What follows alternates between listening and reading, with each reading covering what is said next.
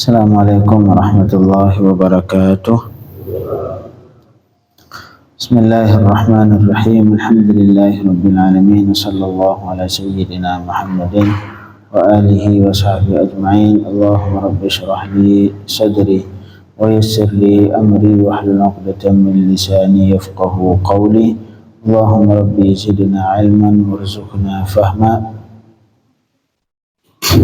Allahumma 'allimna ma yanfa'una wanfa'na bima 'allamtana.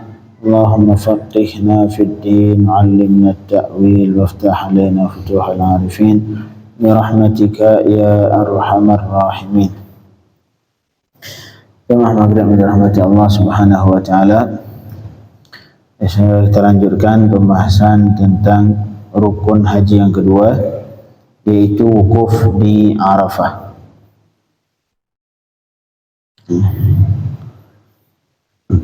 Di pertemuan sebelumnya sudah kita bicarakan tentang syarat wukuf, karena syarat wukuf sendiri itu ada dua. Yang pertama syarat yang menyangkut tentang waktu, yang kedua syarat yang menyangkut tentang tempat. Artinya syarat waktu wukuf dan tempat wukuf. Untuk waktu wukuf sendiri syaratnya harus di waktu yang sudah ditentukan dalam syarat, yaitu mulai dari zawal, dari setelah masuk waktu zuhur sampai sebelum fajar. Sebelum fajar hari malam ke-10 Dzulhijjah. Kemudian yang berikut yang disyaratkan pada wukuf cuman hadir di salah satu tempat, di salah satu bagian dari padang Arafah. Tidak harus dalam keadaan jaga, boleh dalam keadaan tidur, atau dia tanpa sadar tiba-tiba udah ke situ. Pokoknya tubuh jasad dia ini sempat berada di Arafah, dimanapun tempatnya di Arafah. Pokoknya masih dalam lokasi Arafah. Yang penting dia berada di situ aja. Tidak harus dalam keadaan sadar, boleh dalam keadaan tidur, boleh sekedar lewat, pakai mobil enggak turun, dibolehkan. Tapi dengan syarat ketika ia berada di wukuf, ketika dia berada di Arafah, dia dalam keadaan sah ahli ibadah, dalam keadaan ahli ibadah. Sehingga kalau dia masuk ke Arafah dalam keadaan gila, atau dalam keadaan pingsan, atau dalam keadaan mabuk, ini tidak sah wukuf. Itu semua syarat dari waktu wukuf. Kemudian untuk syarat yang menyangkut tentang tempat, yang kedua ini, qala al-musannif rahimahullah, asy-syartul makani lil wukuf huwa an yaqifa dakhila hududi Arafah, ay fi ayyi juz'in minha. Adapun tempat, syarat yang kedua yang menyangkut tentang tempat wukuf, bahwa wukuf ia di dalam batas Arafah. Nah, harus dalam batas padang Arafah. Fi ayyi juz'in minha, dalam di bagian manapun, terserah di mana saja, yang penting dalam lokasi padang Arafah.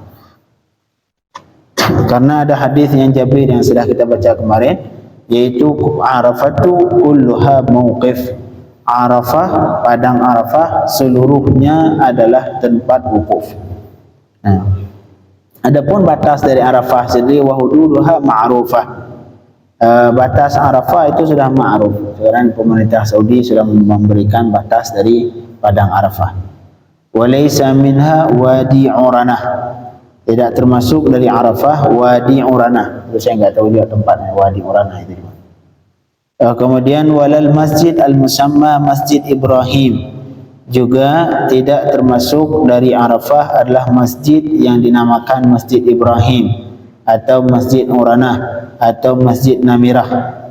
Ini semua bukan bagian dari Arafah. Artinya kalau wukuf di masjid itu tidak sah. Dan kata beliau di sini, wa tuqimu daulah al-yawm hududan li Arafat minal jawanibil arba'ah. Dan pemerintah sekarang dari negara Saudi sudah membuat batasan Arafah dari segala jihad, segala yang empat, dari baik dari barat, dari timur, dari selatan, dari utara, semua sudah ada batasannya di sekarang sama negara Saudi. Nah, sekali lagi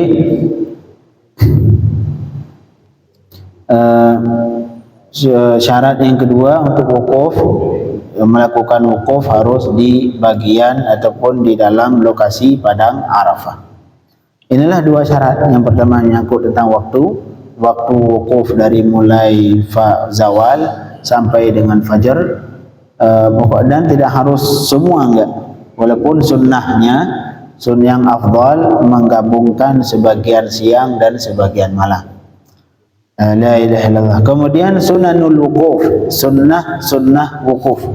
Nah, kalau kita haji, semoga kita yang di sini, keluarga kita semua kita cintai bisa melakukan haji, amin ya rabbal alamin.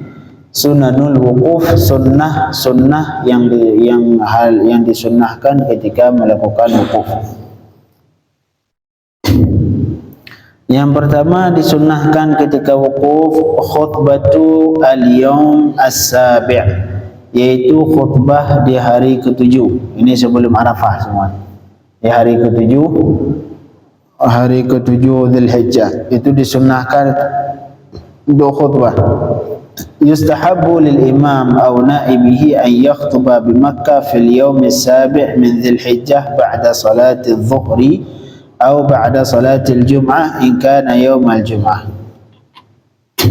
Sunnah untuk imam, pemimpin atau wakilnya, ataupun siapa yang imam ataupun khatib Masjidil Haram, disunnahkan untuk berkhutbah di Makkah di hari ke-7 Dzulhijjah, tepatnya setelah zuhur.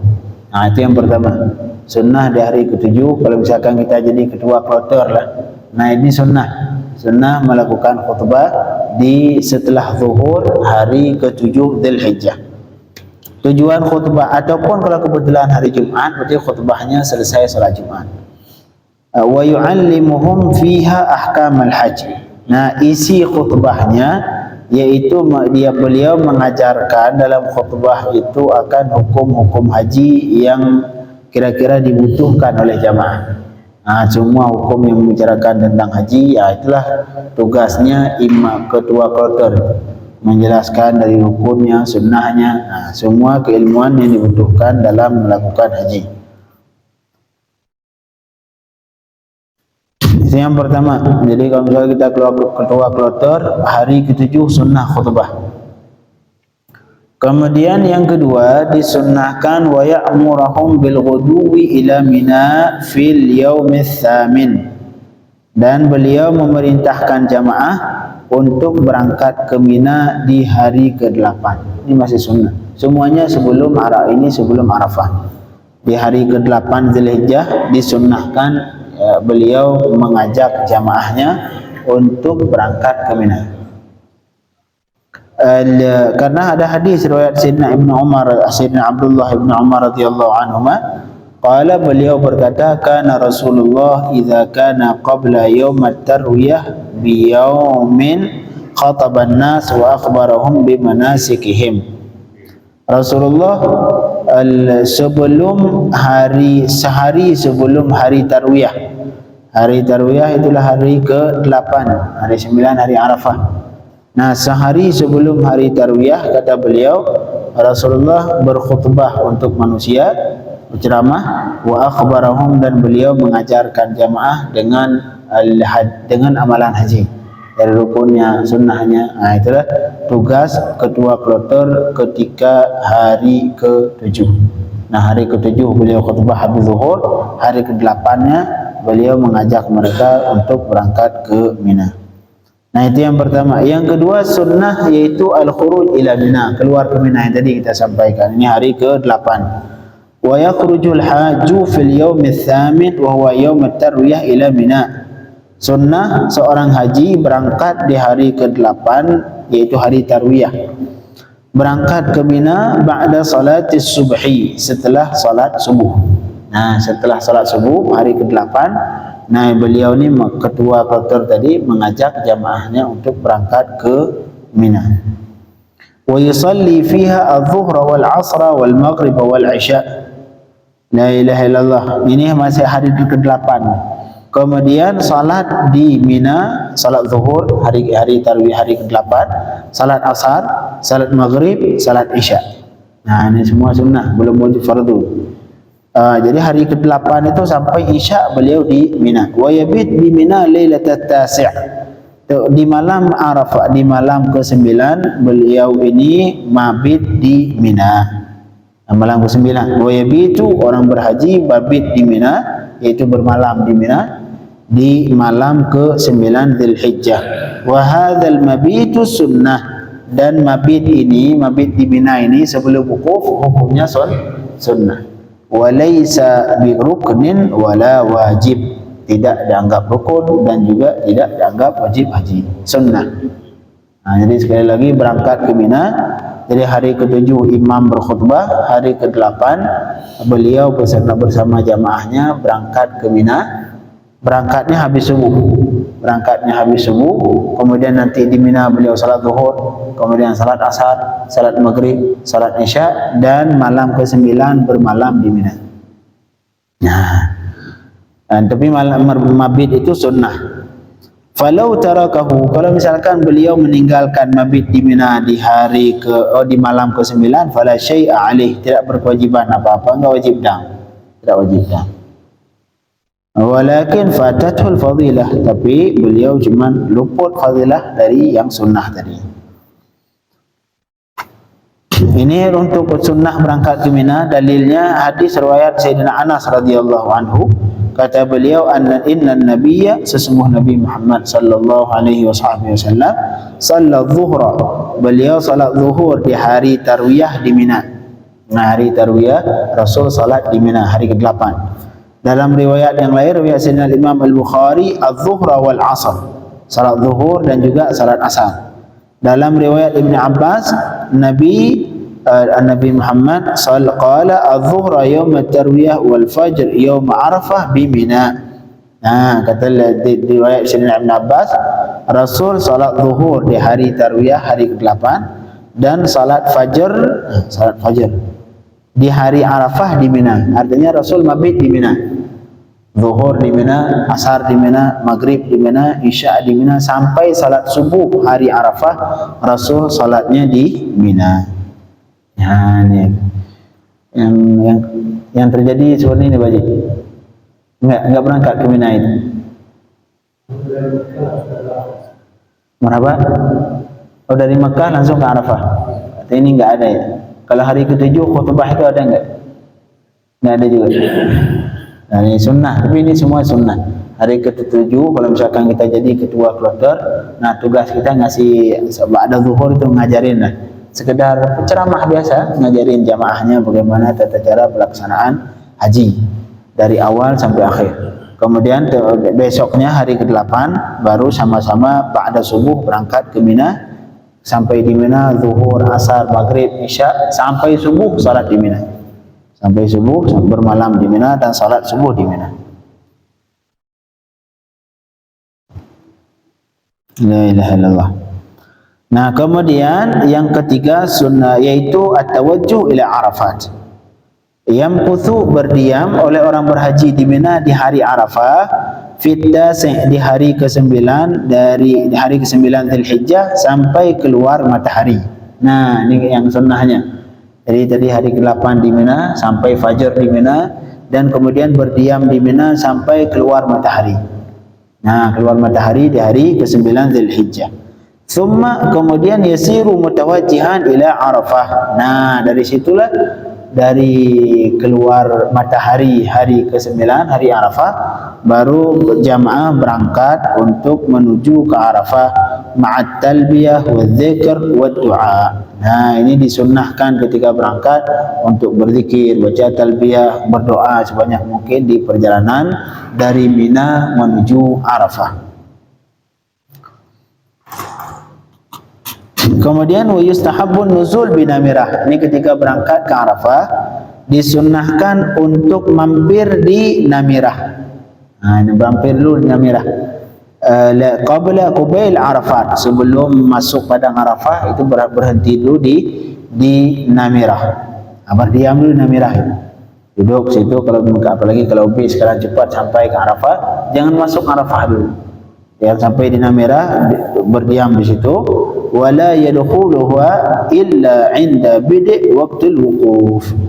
Disunnahkan untuk tidak masuk Arafah sampai ketika masuk waktu wukuf, yaitu setelah zawal.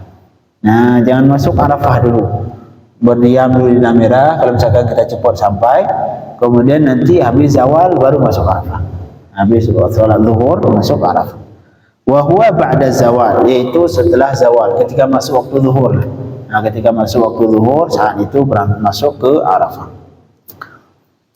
La ilaha illallah. Fa idza zalatis syams, apabila matahari sudah tergelincir, artinya sudah masuk waktu zuhur, zahabal imam wan nasu ilal masjid, baru imam dan jamaahnya berangkat ke masjid. Nah, ini dari kegiatan dari mulai hari ke-7 sudah. Hari ke-7 sudah, hari ke-8 ke Mina, hari ba'dal hari pagi hari ke-9 baru dari Mina berangkat ke Arafah. Jangan masuk Arafah dulu sebelum waktu Arafah, yaitu ketika zawal ataupun ketika masuk waktu zuhur. Kemudian yang disunnahkan juga khutbah Arafat wa salatil jama'. Sunnah berikutnya itu khutbah ketika di Arafah dan salat jama'. Salatnya di Arafah disunnahkan di jama'. Yakhtubul imam, memberi khutbah oleh imam atau wakilnya, fil nasi, untuk jamaah di hari Arafat, di masjid, fil masjid, di masjid, wa ba'da zawal khutbatain, di masjid Arafah, dan dilakukan khutbah setelah zawal, setelah waktu zuhur. Khutbatain, 2 khutbah, sama seperti khutbah Jumat. La ilaha illallah. Tujuan khutbah yubayyinu fihi ma kaifiyatul wuquf. Beliau menjelaskan dalam khutbah itu tata cara wukuf dan syaratnya dan adabnya, hal-hal yang disunnahkan. Ialah tugas beliau. Tugas kedua kloter khutbah, ceramah 2 kali seperti salat Jumat, khutbah Jumat, dan di situ beliau menjelaskan tata cara wukuf, syarat-syaratnya, adabnya, sunnahnya, semua dijelaskan. Kemudian wa waqtu daf'i min Arafah ila Muzdalifah, dan juga beliau menjelaskan kapan nanti berangkat dari Arafah ke Muzdalifah.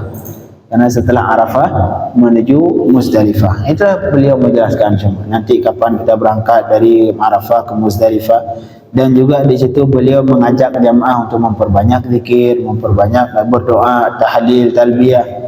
Kemudian takunul khutbah khafifah, untuk khutbah sendiri disunnahkan sedikit, ringkas. Jangan khutbah 1 jam, 2 jam, ringkas.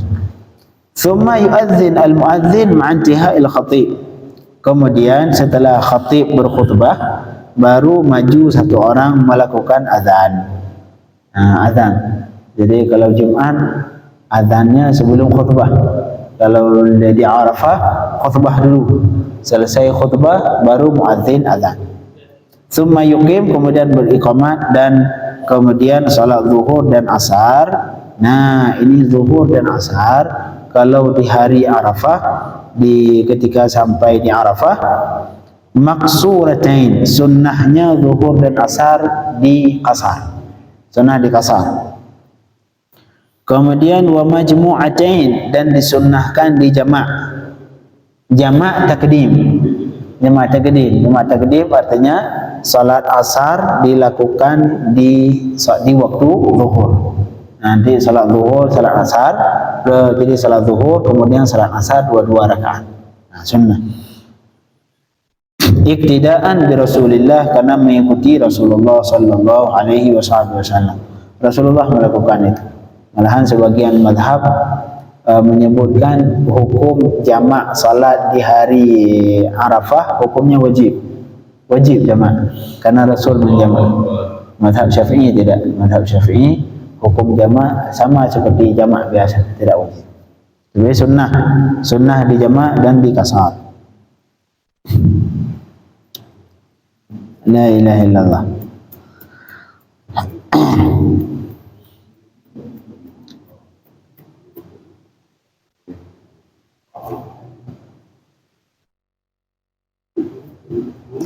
Nah, setelah salat la ilaha illallah, selesai salat zuhur dan asar di jamaah taqdim tadi, wa ba'dal faragh min as-salah, dan setelah selesai salat zuhur dan asar, yadhhabul hajjaj ila al-mauqif, baru yang haji ini berangkat ke tempat wukuf. Wa yu'ajjiluna as-sayr ilaih, dan beliau diusahakan mentakjil, menyegerakan untuk berangkat ke Arafah, ke tempat wukuf yang nanti ditunda-tunda. Sunnahnya berangkat cepatnya. Kemudian yang afdal untuk tempat wukuf, yang paling afdal untuk laki-laki. Untuk laki-laki inda mauqifihi sallallahu alaihi wasallam. Kalau bagi kita laki-laki, tempat yang paling afdal untuk wukuf yaitu di tempat wukufnya Rasulullah. Namanya di Sakhrat. Sakhrat ya al-mufdarashah fi asfali Jabalir Rahmah, itu tepat di bawah Jabalir Rahmah, itu batu-batu besar. Di situlah yang paling afdal tempat wukuf bagi laki-laki.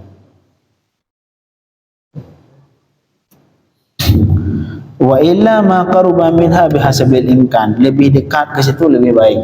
Jadi misalkan di situ sudah full, ya kita berusaha mendekati ke Jabal Rahmah.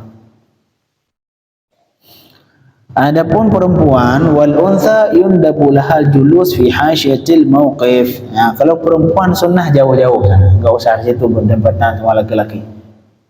Kalau perempuan lebih baik jauh-jauh. Wa yusannul baqa' wal istimrar bi Arafah ila al-ghurub, disunnahkan untuk tetap di Arafah, berdiam di Arafah sampai terbenam matahari. Sampai maghrib. La ilaha illallah.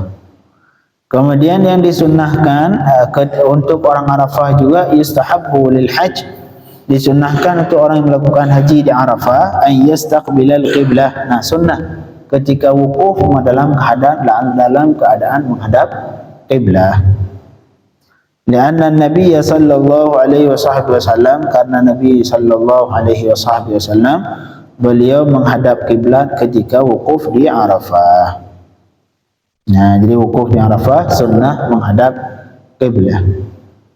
Inilah di hari ke-8 ke Mina, hari ke-9 setelah keluar matahari berangkat ke Arafah. Jangan masuk ke Arafah dulu sebelum zuhur. Setelah zuhur masuk ke Arafah, khutbah dulu 2 kali oleh imamnya. Kemudian salat usahakan jamak plus kasar, jamak taqdim. Setelah itu berdiam di situ sampai maghrib.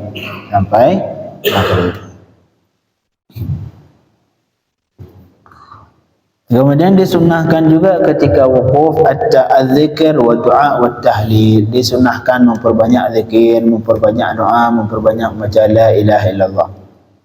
Yustahabbu lil haji, disunnahkan untuk orang berhaji athna al-wukuf, selama ia berwukuf di Arafah, ayyukthira min zikrillah, untuk memperbanyak berzikir ke Allah, untuk memperbanyak berdoa ke Allah, dan memperbanyak tahlil. Yang paling afdal zikir yaitu la ilaha illallah wahdahu la syarika lah. La ilaha illallah wahdahu la syarika lah. La ilaha illallah wahdahu la syarika lah. Itu tahlil yang paling afdal untuk dibaca ketika di Arafah. Alasannya karena hadis riwayat Sayyidina Talha bin Ubaid bin Quraisy, kata beliau, anna Nabi sallallahu alaihi wasallam qala, Nabi Muhammad sallallahu alaihi wasallam bersabda, khairud du'ai du'a'u yaumi Arafah, doa yang paling baik adalah doa di hari Arafah. Doa hari Arafah. Wa khairu ma qultuhu ana wan nabiyyuna qabli, dan perkataan yang terbaik yang aku ucapkan, yang aku katakan, dan juga nabi-nabi sebelumku, yaitu la ilaha illallah wahdahu la syarikalah lahul mulku wa lahul hamdu wa huwa ala kulli syai'in qadir. Nah, ini ucapan yang paling baik yang diucapkan oleh Rasulullah dan oleh Nabi-Nabi sebelum beliau. Yang kita baca habis salat.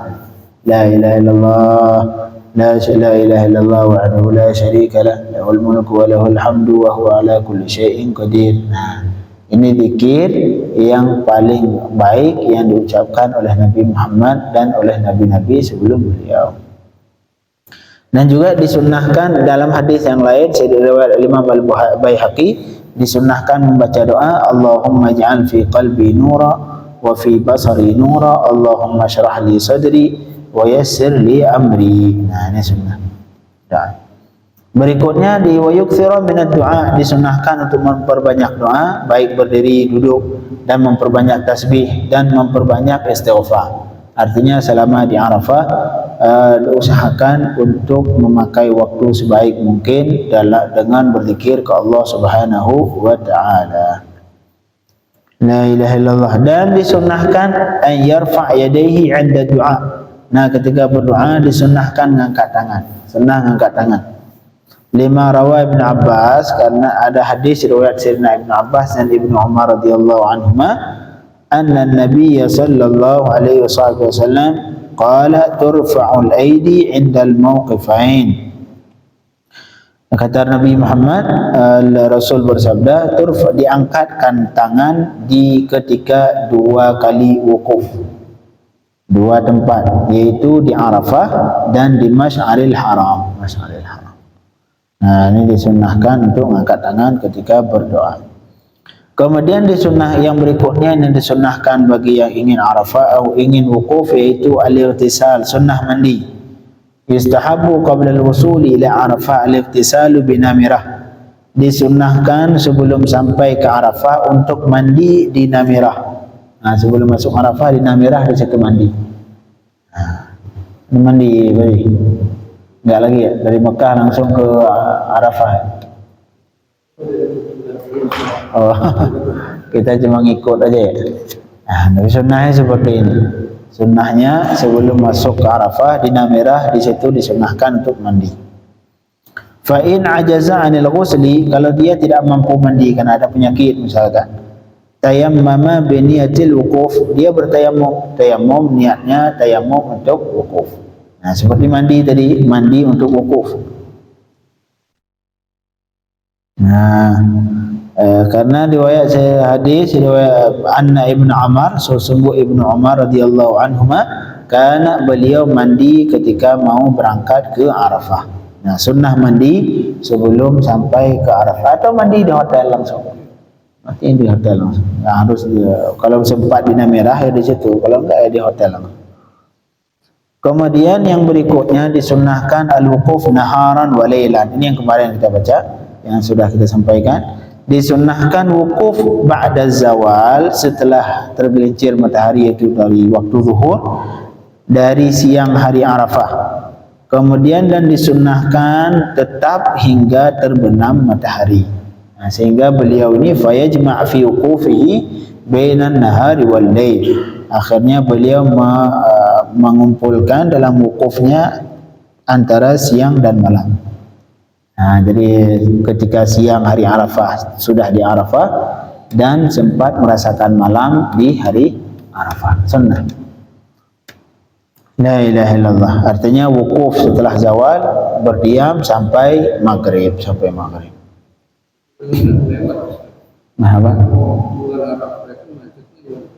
Nah, kalau lewat enggak? Misalkan jam 10 atau jam 9. Iya. La ilaha illallah. Kemudian adabul wukuf di Arafat. Adab ketika wukuf di Arafah. Yang pertama, alla yadkhula ardh Arafah illa ba'da salatay adh-dhuhri wal 'asr. Yang kedua, yu'ajjal al-wukuf. Ini adab. An yakuna mutatahhiran, sunnah dalam keadaan suci ketika wukuf. Sunnah ketika wukuf dalam keadaan tidak berpuasa ya. Adabnya untuk orang yang berhaji, sunnah tidak berpuasa hari Arafah. Kalau kita di yang selain haji, yang di Indonesia ini sunnah puasa Arafah. Untuk orang berhaji disunnahkan ayyakun al-waqif muftiran. Sunnahnya untuk tidak berpuasa di hari Arafah bagi yang haji.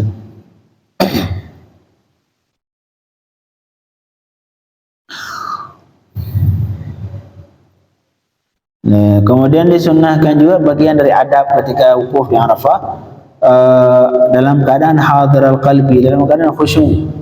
Dalam keadaan khusyuk ke Allah Subhanahu wa taala, hatinya beliau itu dalam keadaan kosong dari hal-hal yang menyibukkan beliau sehingga tidak sempat berdoa. Jadi kalau ke sana kau dah tinggalin dulu bisnisnya ataupun apa yang di kesibukan kita, tinggalin dulu semua ketika wukuf di Arafah. La ilaha illallah. Kemudian yufadhil al-wuquf rakiban. Di afdal ketika wukuf dalam keadaan mengendarai idza kana yashqu alaihi al-wuquf masyian, bagi orang yang tidak mampu berjalan kaki yang sedang pakai kendaraan. La ilaha illallah. Ini semua adab dari Arafah. Langsung kita lanjutkan. Kemudian khutbatul Rasul. Pembahasan terakhir tentang wukuf, yaitu hukum menjual beli di Arafah. Kebetulan kita berangkat bawa barang, pengen jualan di sana di Arafah, nyari keuntungan. Boleh atau tidak? Innal bai' wa syira' lil haji bi Arafah wa ghairiha jaiz mubah. Jual beli bagi orang haji baik di Arafah atau bukan, hukumnya boleh, sah. Sah jual beli. Yang enggak boleh jual beli ketika azan Jumat, enggak boleh. Ketika azan Jumat enggak boleh jual beli. Nah, adapun kalau bagi yang sedang di Arafah sambil wukuf nyari keuntungan, saya jual beli, sah jual beli. Dan akan disebutkan oleh Allah dalam Al-Quran, laisa alaikum junahun an tabtaghu fadlan min rabbikum. Tidak berdosa terhadap kalian untuk mencari karunia Allah ketika haji. Boleh jual beli ketika musim haji. Nah, untuk besok insyaAllah kita lanjutkan pembahasan yang ketiga, yaitu tentang rukun haji yang ketiga, yaitu tawaf. Allahumma faqihna fid din, alimna ta'wil, iftah alaina futuhal arifin. Sallallahu alaihi wasallam Muhammadin wa alihi wa sahbihi wasallam. Walhamdulillahi rabbil alamin.